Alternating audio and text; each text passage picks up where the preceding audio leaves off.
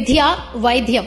సామాన్యుడికి ఈ రెండు అందినప్పుడే సమాజం అడుగు ముందుకు పడుతుందన్న గొప్ప లక్ష్యంతో పుట్టిన గడ్డ మీద, ఊరి మీద ప్రేమతో ఉచితంగా వైద్యం అందిస్తూ పేదల పాలిట సంజీవనిలా మారై స్వచ్ఛ తానా ఫౌండేషన్. వైద్య శిబిరంలో 600 మందికి పైగా పేదలు వైద్య సేవలను ఉచితంగా వినియోగించుకున్నారు. ప్రతి నెల మొదటి ఆదివారం ప్రీ మెడికల్ క్యాంపును క్రమం తప్పకుండా నిర్వహిస్తున్నారు. ఈ క్యాంప్కు, ఈ డాక్టర్స్ కు, ఈ పరిచర్య చేస్తున్న వాళ్ళకి, యజమానులకు చాలా థ్యాంక్స్. సంవత్సరం సంధి వస్తున్నాం, ఇక్కడ రావడానికి చాలా మంచిగా యూజ్ చేస్తున్నారు, మందులు ఇస్తున్నారు టైంకు. 2 సంవత్సరాలు అవుతుంది కన్ను ఆపరేషన్ చేసుకుని, అద్దాలు కూడా పెట్టుకోలేదు చూడు. మెగా మెడికల్ క్యాంపునకు దాతలుగా నిలిచిన గౌతమ్ అమర్నేని కొండంత ధైర్యంగా నిలిచారు.